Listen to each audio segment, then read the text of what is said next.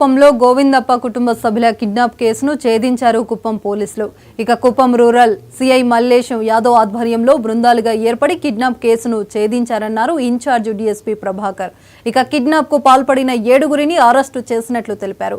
మరో 5గురు పరారీలో ఉన్నారన్నారు. కిడ్నాప్ కు ఉపయోగించిన 3 కార్లను సీజ్ చేశామన్నారు. రైస్ పోలింగ్లలో 100 కోట్లు గోవిందప్ప కుటుంబ సభ్యులకు వచ్చాయన్నారు.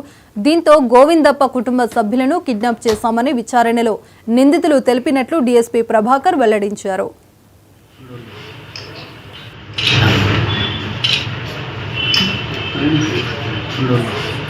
రామగుంట మండలంలో 14/11/2024 మిడ్ నైట్ పెద్దగూడెం గ్రామానికి చెందిన గోవిందప్ప మరియు అతని కుటుంబ సభ్యులను కొంతమంది వ్యక్తులు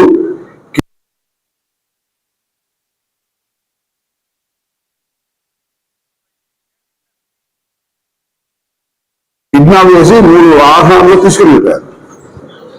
దాని గురించి పూర్తిగా దర్యాప్తు భాగంగా ఈరోజు 2 ప్రదేశాల్లో కిడ్నాప్ కాబడిన వ్యక్తులు అలాగే దాని కిడ్నాప్కు పాల్పడిన 7 మంది వ్యక్తులను అరెస్ట్ చేయడం జరిగింది. ఈరోజు దీనిపైన పూర్తిగా విచారిస్తే ఏవైతే కిడ్నాప్ కాబడినారో ఆ వ్యక్తుల దగ్గర దాదాపు 100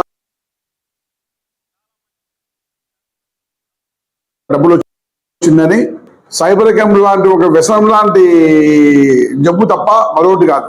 ఎక్కడ గుప్త నిధులు ఏదైనా ఉంటే గవర్నమెంట్ అడ్మినిస్ట్రేషన్ బ్రహ్మాండం అడ్మినిస్ట్రేషన్ ఉంది. వాళ్ళ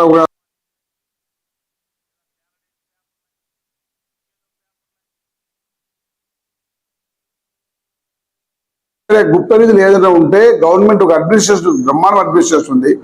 వాళ్ళ మన సంస్థలు ఉన్నాయి, ఏజెన్సీస్ ఉన్నాయి. అవన్నీ కాకుండా సాధారణ ప్రజలు గుప్త నిధులు అనే కాన్సెప్ట్తో ప్రయోగాలు చేస్తూ ఉన్నారు.